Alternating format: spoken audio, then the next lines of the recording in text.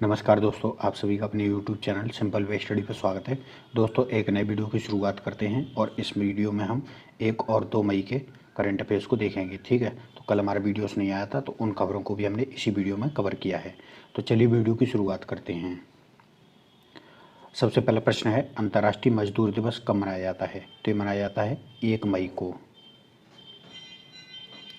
हर साल 1 मई को दुनिया भर में अंतर्राष्ट्रीय मजदूर दिवस मनाया जाता है।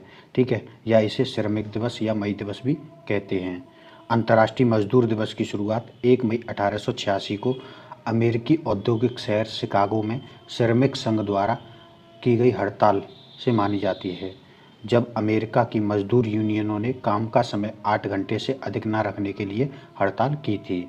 भारत में 1 मई का दिवस सबसे पहले चेन्नई में 1 मई 1923 को मनाने की शुरुआत की गई। इसकी शुरुआत भारतीय मजदूर किसान पार्टी के नेता कामरेड सिंगरावेलु चेट्टियार ने शुरुआत इसकी की थी। 2024 का विषय क्या रहा है? तो जलवायु परिवर्तन के बीच कार्यस्थल पर सुरक्षा और स्वास्थ्य सुनिश्चित करना 2024 की थीम या विषय रहा है। भारत अगले 5 वर्षों के लिए किस देश के प्रशासनिक अधिकारियों को प्रशिक्षित करने पर सहमत हुआ है? तो भारत बांग्लादेश के अधिकारियों को प्रशिक्षित करेगा। भारत सरकार ने 2025 से 2030 तक के लिए 1500 बांग्लादेशी अधिकारियों को प्रशिक्षित करने और उनके क्षमता निर्माण करने के लिए बांग्लादेश सरकार के साथ एक समझौते पर हस्ताक्षर किए हैं। ठीक है, बांग्लादेश की बात करें, ढाका है, टकाया की मुद्रा है और प्रधानमंत्री शेख हसीना वाजेद हैं। भारत की सबसे लंबी अंतर्राष्ट्रीय सीमा जो है बांग्लादेश के साथ लगती है। 4097 किलोमीटर लंबी बांग्लादेश के साथ भारत की सीमा लगती है, जिसमें पश्चिम बंगाल, ठीक है, वेस्ट बंगाल, असम, त्रिपुरा, मिजोरम, ठीक है, और मेघालय। तो ये 5 राज्य हैं, वेस्ट बंगाल, असम, त्रिपुरा, मिजोरम और मेघालय। ठीक है, ये 5 राज्यों से सीमा लगती है।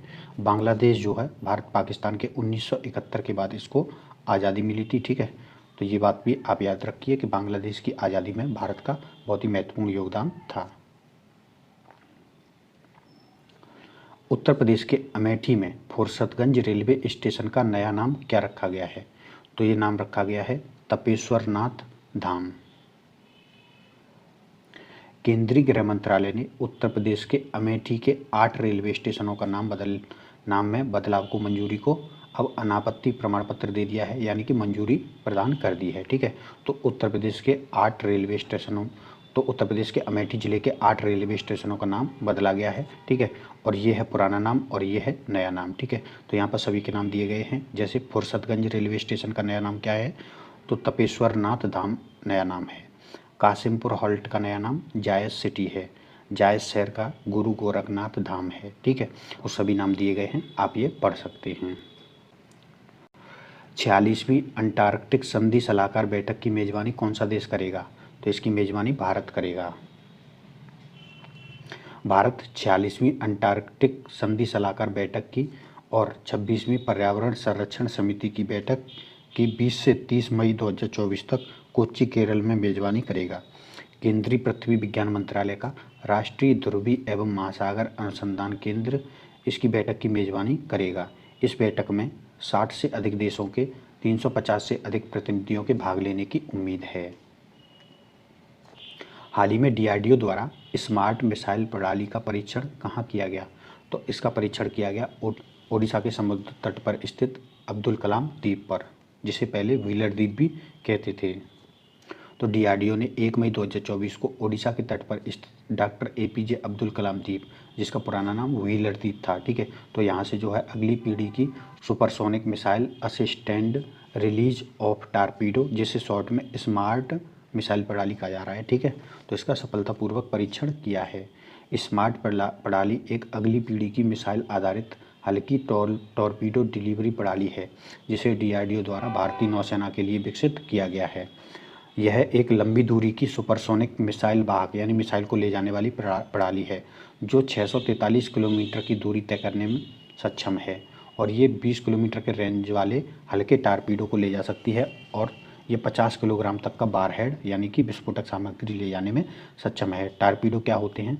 तो यह एक स्वचालित विस्फोटक प्रक्षेपास्त्र होता है, जिसे किसी पोत, ठीक है, पोत से जल की सतह के नीचे या ऊपर दागा जा सकता है, जो लक्ष्य से टकराने से अथवा समीप जाने से स्वयं में विस्फोट कर लेता है, जिससे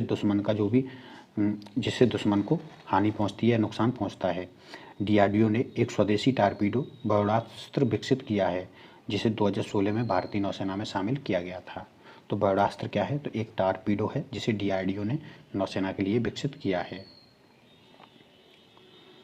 9वां आईसीसी T20 पुरुष विश्व कप 2024 कहाँ आयोजित किया जाएगा? तो ये उपरोक्त दोनों देशों में, अमेरिका और वेस्ट इंडीज में आयोजित किया जाएगा। ठीक है। 9वां आईसीसी पुरुष T20 विश्व कप 1 से 29 जून 2024 तक वेस्ट इंडीज और यूएसए में आयोजित किया जाएगा। हाल ही में भारतीय T20 पुरुष टीम की घोषणा इस विश्व कप के लिए की गई है। तो इसके कप्तान बनाए गए हैं रोहित शर्मा और हार्दिक पांड्या को उप कप्तान बनाया गया है। जबकि भारतीय पुरुष टीम के कोच कौन हैं? तो राहुल द्रविड़ इसके कोच हैं। भारतीय टीम को इसमें ग्रुप ए में रखा गया है, पाकिस्तान, कनाडा, यूएसए और आयरलैंड के साथ। मिस यूनिवर्स ब्यूनस आयर्स 2024 का खिताब किसने जीता है? ठीक है, तो ये 60 वर्षीय एलेजांद्रा रोड्रिग्स ने जीता है। अर्जेंटीना की ला प्लाटा की 60 वर्षीय एलेजांड्रा मारिसा रोड्रिग्स ने मिस यूनिवर्स ब्यूनस आयर्स 2024 का खिताब जीता है। ठीक है, तो चर्चा में क्यों आई हैं? क्योंकि इन्होंने खिताब जीता है और ये 60 वर्ष की उम्र में ये खिताब जीतने वाली पहली महिला बनी है। ठीक है, जो मिस यूनिवर्स प्रतियोगिता होती है, ठीक है, तो उसका 2024 का जो संस्करण है वो सितंबर 2024 में मैक्सिको सिटी में आयोजित किया जाएगा। तो उसमें भी ये प्रतिभाग करेंगी। ठीक है, इस प्रतियोगिता में पहले जो है केवल 18 से 28 वर्ष की महिलाएं भाग ले सकती थी, लेकिन सितंबर 2023 में इसमें बदलाव करते हुए अब इस आयु सीमा को हटा दिया गया है। अब कोई भी आयु वर्ग की महिला इसमें भाग ले सकती है। ठीक है, तो इस तरीके से ये 60 वर्ष की जो महिला हैं जो ब्यूनस आयर्स की मिस यूनिवर्स प्रतियोगिता को जीती हैं, तो ये भी इसमें प्रतिभाग करेंगी। प्रतिभूति अपीली प्राधिकरण यानी कि जिसे शॉर्ट में सेट बोलते हैं, ठीक है, सेट के पीठासीन अधिकारी के रूप में किसने कार्यभार संभाला है? तो ये दिनेश कुमार ने संभाला है। न्यायमूर्ति दिनेश कुमार ने 29 अप्रैल 2024 को प्रतिभूति अपीली प्राधिकरण यानी सिक्योरिटी अपीलिएट ट्रिब्यूनल के पीठासीन अधिकारी के रूप में कार्यभार संभाला है। भारत सरकार ने न्यायमूर्ति दिनेश कुमार को 4 साल के कार्यकाल के लिए नियुक्त किया है। तो ये प्रतिभूति अपीली प्राधिकरण है, तो वो क्या कार्य करता है? तो इसके बारे में जान लेते हैं। पहले इसकी स्थापना हुई 1992 में। ठीक है, भारतीय प्रतिभूति विनिमय बोर्ड अधिनियम 1992 के द्वारा इसकी स्थापना की गई थी और ये मुंबई में स्थित है। ठीक है, मुंबई में स्थित है। वर्तमान में जो सेट है उसमें जो है पीठासीन अधिकारी सहित कुल 3 सदस्य होते हैं। और इसका कार्य क्या है? तो इसका कार्य है सेबी, PFIDA और IRDAI। तो ये तीनों संस्थाएं जो है मार्केट को रेगुलेट करती हैं। ठीक है, या जो है पेंशन फंड को रेगुलेट करती हैं, तो उनसे संबंधित ये संस्थाएं हैं। ठीक है, तो इन जैसे वैधानिक वित्तीय संस्थाओं को के आदेश या फैसलों के खिलाफ अपीली प्राधिकरण है। तो अगर ये जैसे इन तीनों संस्थानों को आदेश दिया और अगर इनके खिलाफ भी अगर आपको जाना है, ठीक है, अपील करनी है, तो आप इस संस्था में जाएंगे, प्रतिभूति अपीली प्राधिकरण में। ठीक है, अप्रैल 2024 में सिंगापुर और हांगकांग के स्वास्थ्य अधिकारियों ने किस भारतीय कंपनी के 4 मसालों पर प्रतिबंध लगा दिया है? तो ये उपरोक्त दोनों ही मसाले कंपनियां हैं, एवरेस्ट और MDH। तो इन दोनों के जो है मसालों पर प्रतिबंध लगाया है। भारतीय खाद्य नियामक, भारतीय खाद्य सुरक्षा और मानक प्राधिकरण यानी FSSAI ने घोषणा की है कि वह देश के भीतर मसालों और पाक जड़ी बूटियों की गुणवत्ता की जांच शुरू करेगा।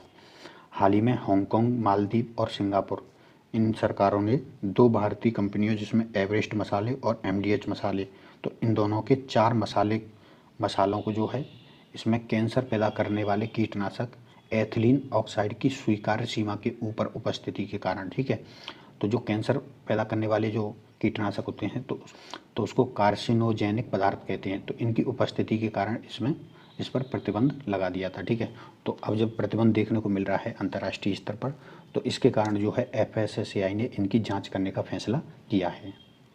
तो दोस्तों ये थे हमारे 1 और 2 मई 2024 के सभी महत्वपूर्ण करंट अफेयर्स। इस वीडियो में फ़िलहाल इतना ही। अगर आपको ये वीडियो पसंद आया है तो वीडियो को लाइक कर दीजिए, चैनल को सब्सक्राइब कर लीजिए एवं अपने दोस्तों तक और स्टडी रिलेटेड ग्रुप्स में इस वीडियो को शेयर कर दीजिए। धन्यवाद।